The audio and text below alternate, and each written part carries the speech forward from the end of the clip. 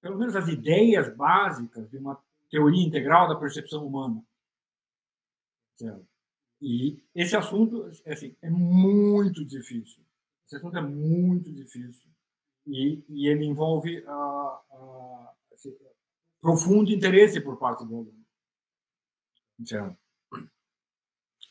Evidentemente, trata-se de um estudo especulativo, teorético ou filosófico, e não tem a finalidade de, vamos dizer, formação profissional de espécie alguma, embora inúmeros profissionais, existem inúmeras áreas profissionais que podem se beneficiar desse conhecimento. Então, quem faz uso profissional da astrologia, de psicologia, de filosofia, de áreas do conhecimento de algum modo ligadas à filosofia, o estudo de qualquer ramo das ciências modernas, todas as pessoas se beneficiariam bastante. Seria, vamos dizer, facilitaria para que elas atacassem intelectualmente seus próprios ramos de atividade, mas não é um curso de formação de nenhuma dessas coisas. É realmente simplesmente a apresentação de uma filosofia da percepção que é mais ou menos minha, mas herdada de todas essas fontes. E antes de entrar nela, é preciso esclarecer a questão dos 4 elementos. Esse é o aviso para os alunos presentes. Agora tem um outro aviso que realmente não é para os alunos presentes. Então eu quero que vocês entendam que não se dirige a vocês, mas se dirige aos alunos em geral que uma hora vão ouvir essa gravação. Certo? E a coisa que eu quero que o pessoal em geral que está mais ou menos interessado no ICLS, no OLAV, assim, olha, o conceito mais importante que vocês têm que entender, de maneira geral, para atacar os estudos, é o conceito de energumenidade. Né? Existe no ser humano uma tendência natural à energumenidade. O que é energumenidade? É o seguinte: quando a gente quer entender uma coisa, tem alguma coisa que intriga a gente. Como que os pássaros voam? Como a alma humana é imortal? Como eu percebo as coisas? Como funciona o mundo físico? Qualquer coisa que intriga o ser humano. Então, a curiosidade é o maior alimento da mente humana. E da mente dos animais também, como a gente vai ver mais para frente no estudo da percepção. Quer dizer que quando você está interessado em saber uma coisa, o nível energético sutil, o nível energético da sua mente aumenta. É isso que as pessoas todas percebem. Não, tem horas que eu estou estudando uma coisa e o negócio está acendendo uma fogueira, está aumentando o nível energético sutil. E tem horas que, que coisa entediante, eu não aguento mais ficar lendo essa minha coisinha, está diminuindo a energia. Certo? Quer dizer, a expectativa de conhecimento é energizante para o ser humano. Para a mente humana. A expectativa de, agora eu vou saber. Certo? Isso aí, entendeu? É assim, é dessa energia, a energia da mente, que vem o substantivo energúmeno. Energúmeno significa que tem muita energia mental. Dizer, todo desejo de conhecimento gera, entenda isso, produz energia mental. Não tinha, de repente, agora eu estou intrigado com uma questão, eu quero saber. Ela gera energia mental. Então, o fato de gerar energia mental, você está cheio de energia mental, por si não faz dele um energúmeno. O que faz dele, o que caracteriza o energúmeno? O que caracteriza o energúmeno é que o seguinte: para você investigar uma coisa que você não conhece, você tem que alternar entre 2 focos de atenção. Quer dizer, primeiro, o objeto misterioso, tal como ele é concebido por você. Então você pensa, não, eu quero entender como a alma é imortal. Bom, eu só tenho uma alma que eu posso observar a minha ideia. A alma, então, aparece como objeto, componente da realidade, no qual eu presto atenção para tentar ver se eu percebo as características que podem dá para ela imortalidade. Então, essa é uma direção. Você tentar captar ou absorver cognitivamente o objeto, tentar percebê-lo, no sentido, vamos dizer, estrito da palavra.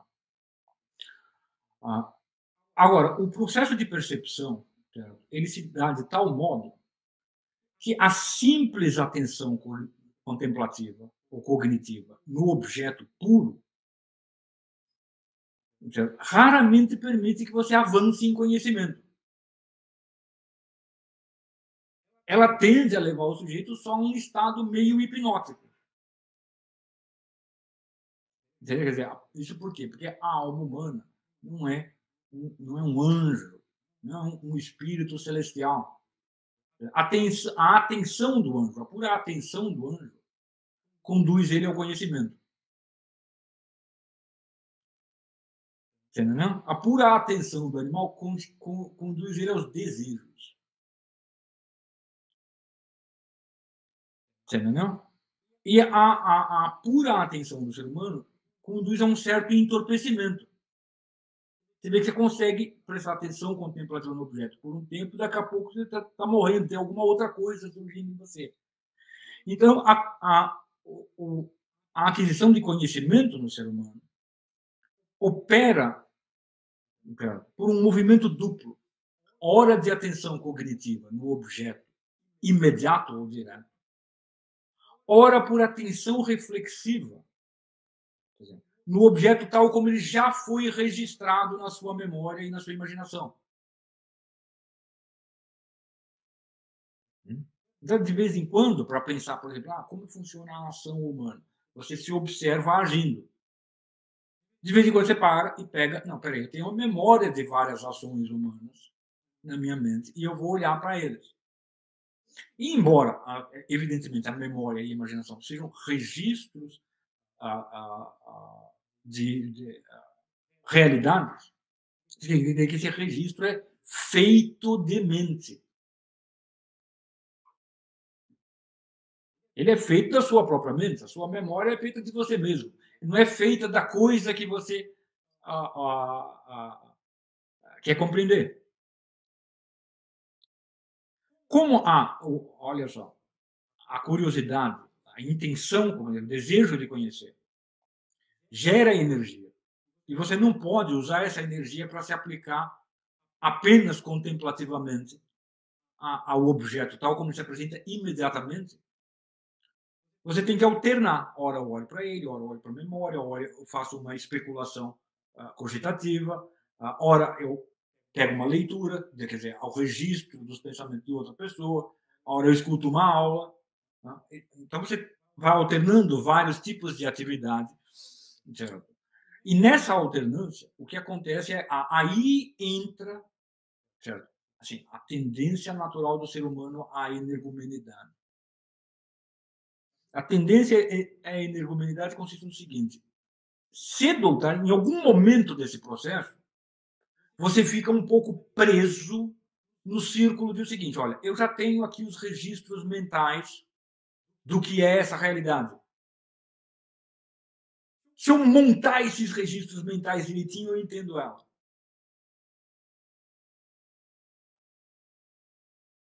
Tem algum momento do seu processo de estudo que você tem a impressão, não, agora eu tenho todas as peças, eu só preciso organizá-las aqui dentro da minha mente.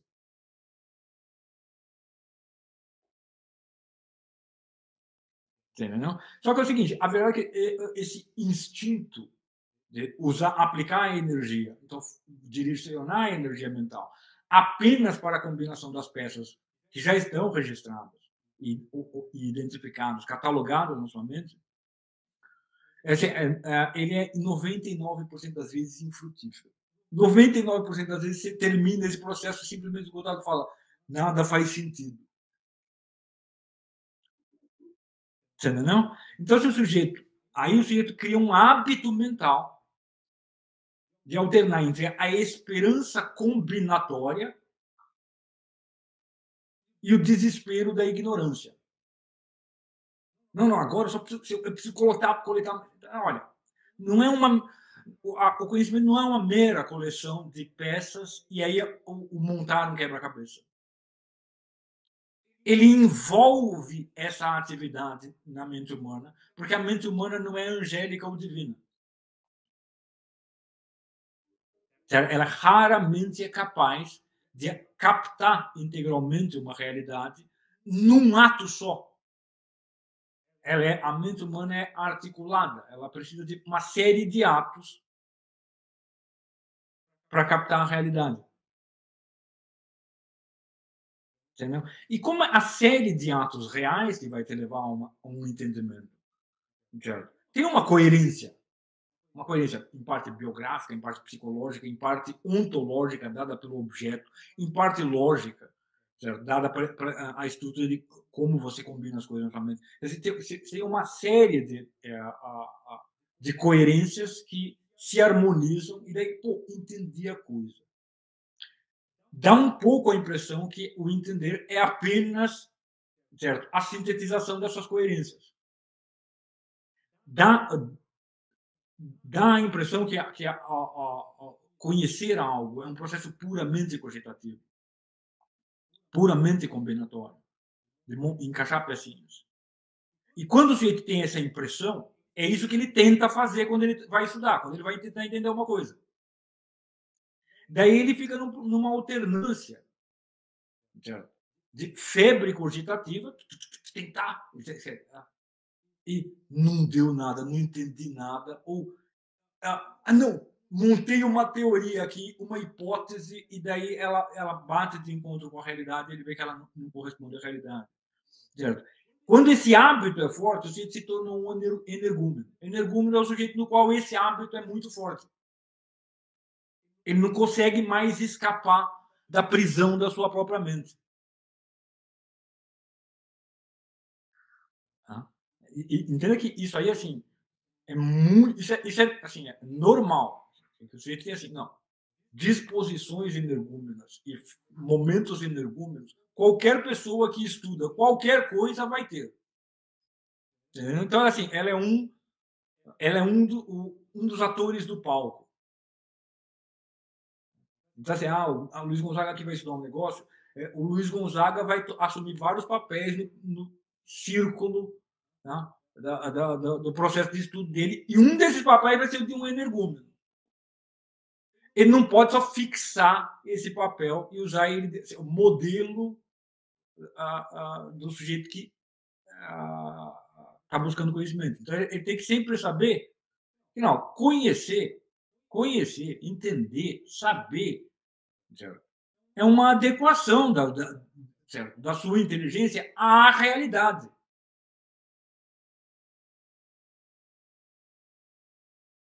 Certo?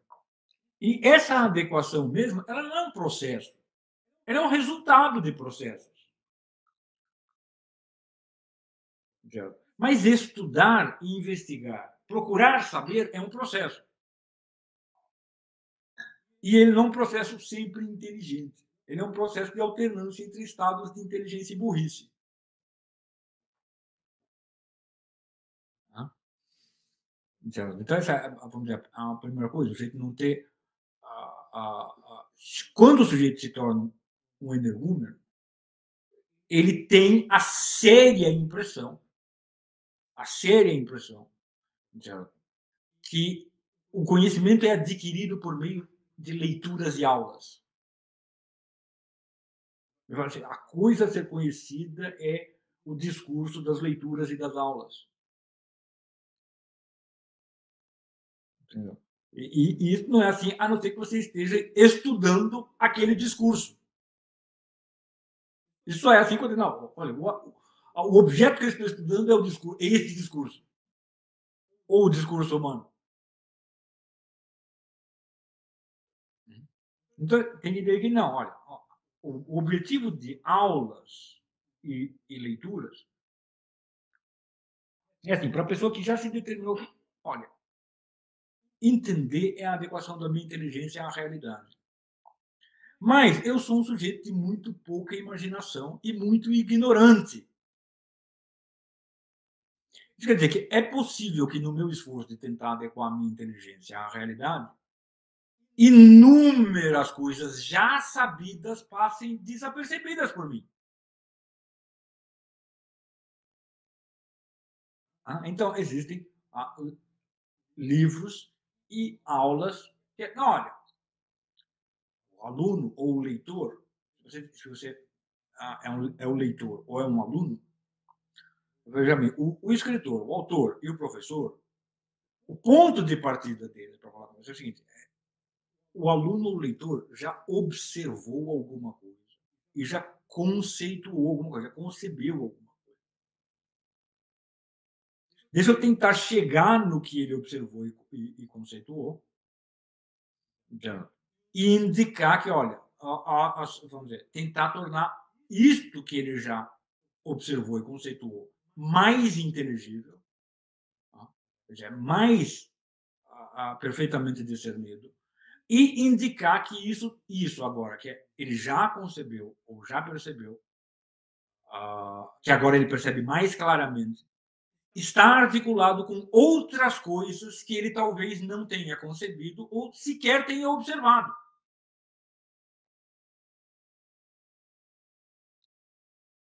Então, assim, num certo sentido, bom, o professor ou o autor, ele pode, no máximo, te levar ao entendimento de coisas que você já observou e concebeu. E aí indicar a relação dessas coisas com coisas que você ainda não observou ou não concebeu.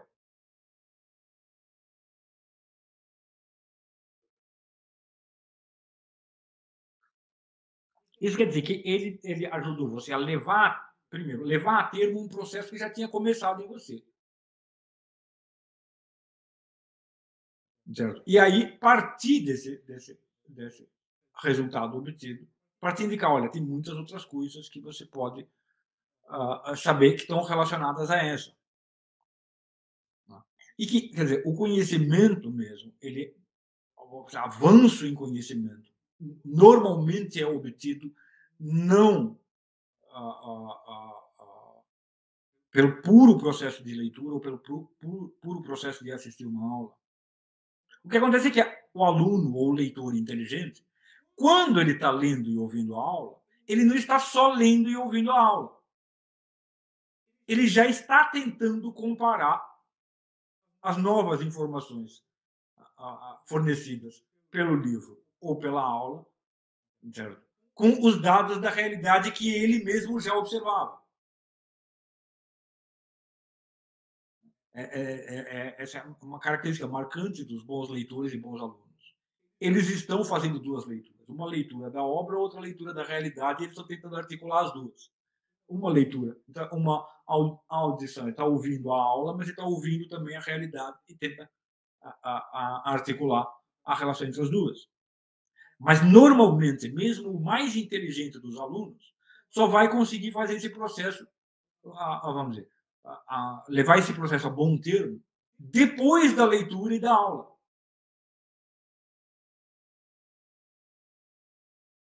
Quando a leitura e a aula se tornarem agora elementos de memória.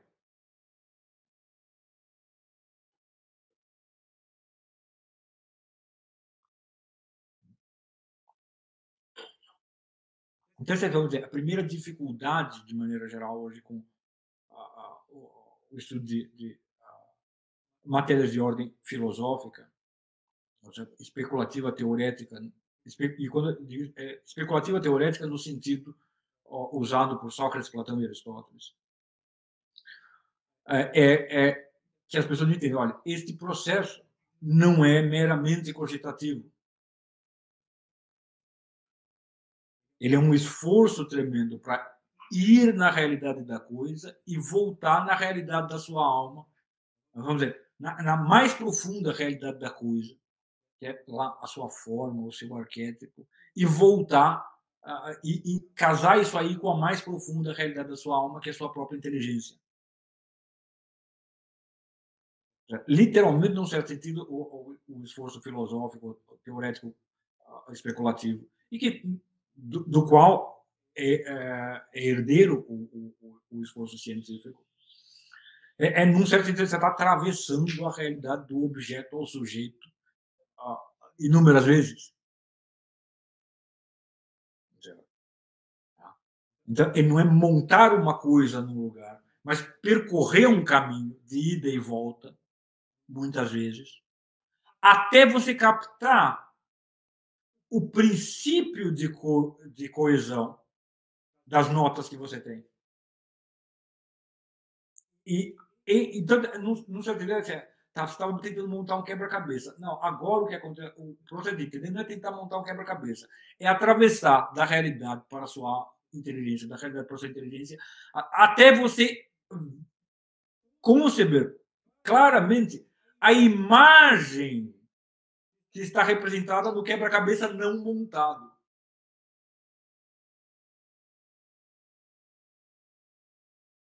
Entendeu? Quando? Agora eu tenho a imagem. Agora vamos tentar montar um quebra-cabeça. Partindo do critério que esse quebra-cabeça tem uma imagem significativa.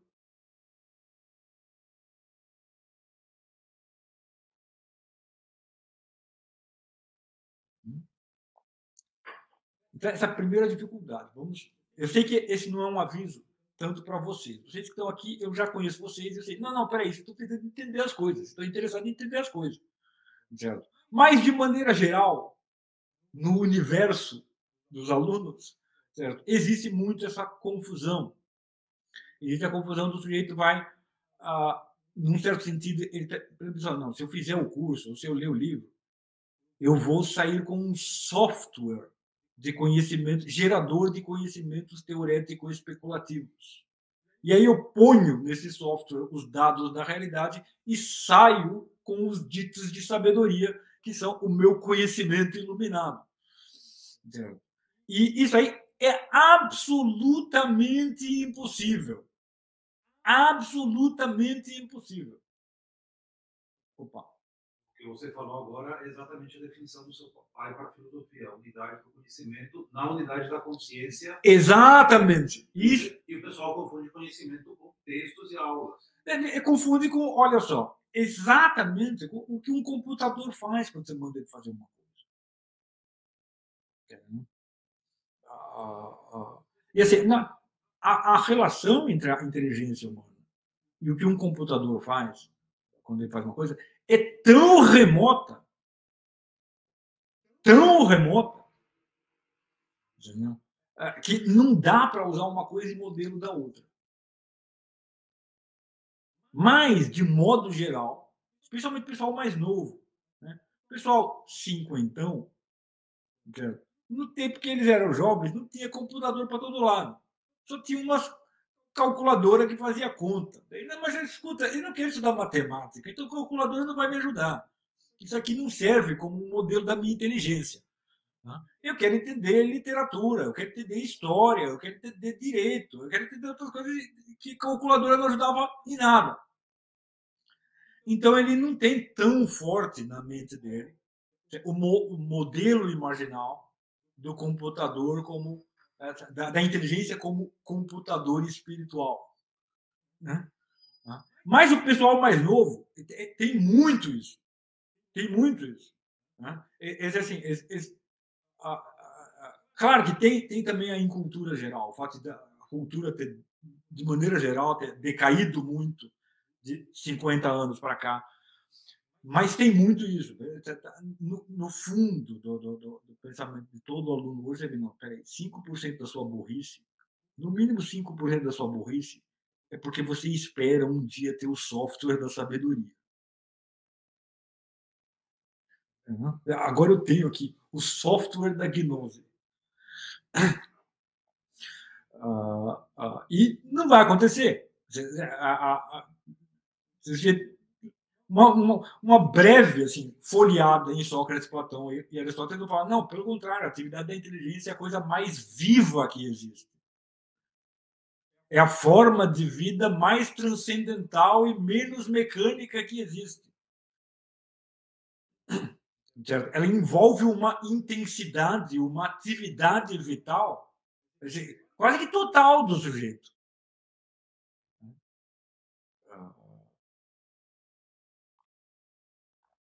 Isso sem falar da vida mística, ou a gnose, o conhecimento transcendente mesmo. Isso aí mais ainda, está mais longe ainda do negócio. Mas o simples conhecimento filosófico-científico está totalmente longe da escala dos computadores. E tudo que é possível é fazer uma caricatura do negócio ali. Né? É uma imagem inversa da coisa. Então, nunca você vai ter o software do conhecimento. Não tem, não existe. Não existe software do conhecimento. Ele tem que saber que não, é uma atividade vital que exige muita intensidade e que a minha alma como um todo não tende para ela. A minha alma não é uma alma angélica que tende apenas para a atenção cognitiva do real. Isso é impossível para nós a maior parte do tempo. Certo?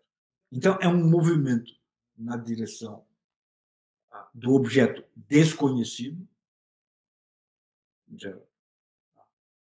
Que é, bom, é a coisa que eu quero entender. O conhecimento está, antes de estar na minha inteligência, ele está no objeto desconhecido. Certo? Para a minha inteligência, que é subjetivamente o elemento mais luminoso da minha experiência. Então eu tenho a impressão que o conhecimento está na inteligência, porque ele é o elemento. Isso é uma coisa que eu percebo que existe, a minha inteligência é a mais inteligente. Né? As coisas são profundamente tapadas, a realidade parece profundamente obtusa. Mas entenda, o conhecimento é sacado da realidade para a inteligência. E não da inteligência para a realidade. Ele não é uma adequação da realidade à inteligência, mas da inteligência à realidade.